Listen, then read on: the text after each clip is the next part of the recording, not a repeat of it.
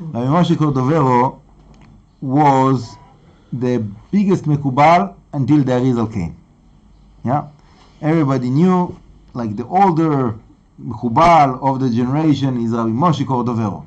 Yeah, and when the Arizal came to Tzfat, so the Arizal went to few classes of Rabbi Moshe Cordovero. So for some views, he is the rabbi of the Arizal. Okay, my tradition is not like that.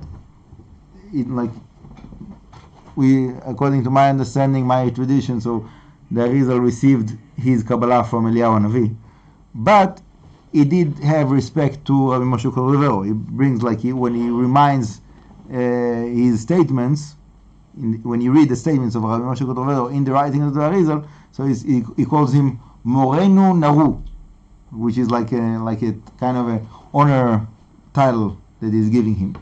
So he definitely gave him a lot of respect.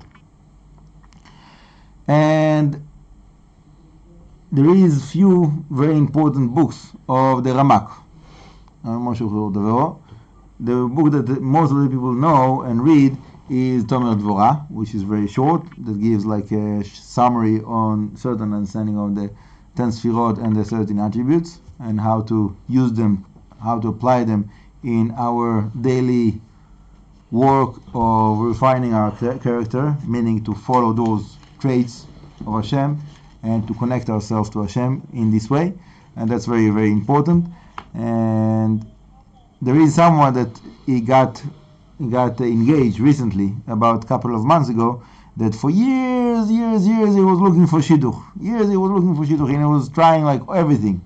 And he told me, after he got engaged, he told me that the one thing that he feels that really made a difference for him, more than all of the sgulot, all of the brachot, all of the different things that he was trying, that he took the book of Devroah and he decided he's going to apply all of that, do it practically in his life, to live by that book of Devroah. And he felt that this gave him like the elevation, and from this elevation he got the blessing that he needed of getting engaged, Bezrat Hashem. Anyhow, what I want to say is that besides of Devroah, there is the main book of the Kabbalah of the Ramak is called Pardes Rimonim. Okay, that's the main book of the Kabbalah of the Ramak.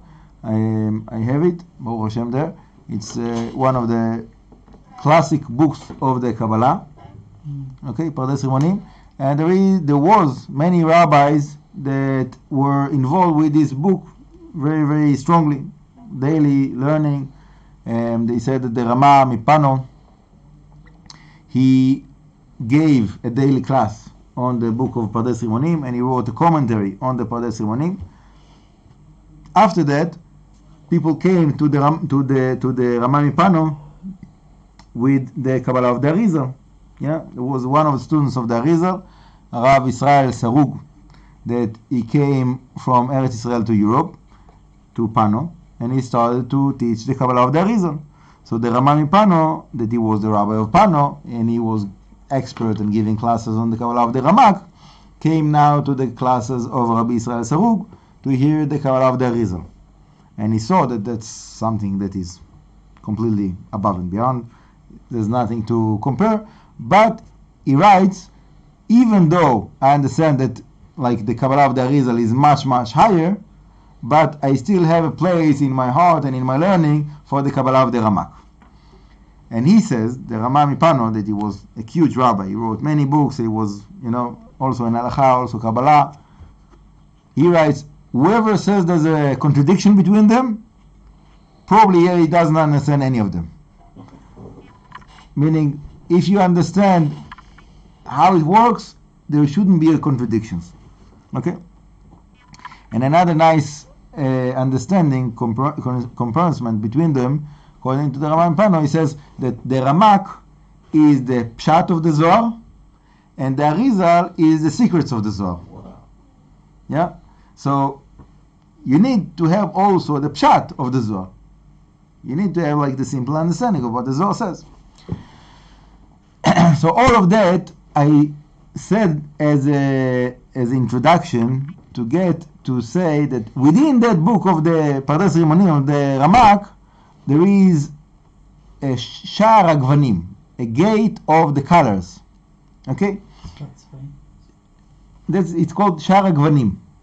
Gvanim is also tzvaim, colors. Anyhow, the point of the matter is that, as far as I know, that's the best source that we have in the writings of the Mekubalim for the meaning of the colors.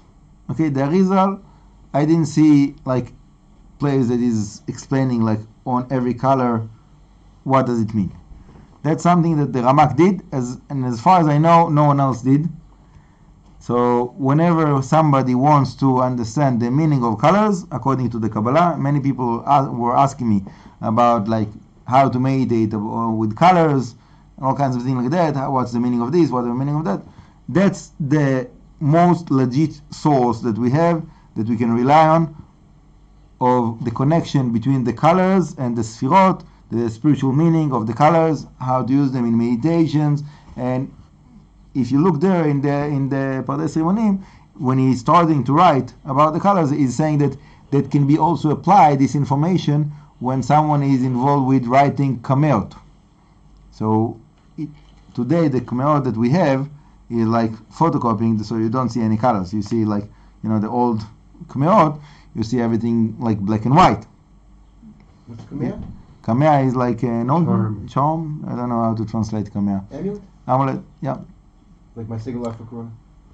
So according to that book of the Ramak, the Sha'ar Gvanim of the Ramak, so it seems that someone that is involved with that, he should know also the meaning of the colors to know which color to use when he's writing the Kamea. Okay? But according to the Arizal, we're not writing Kameot, so we don't need to get to that. But for meditation, it can be applied.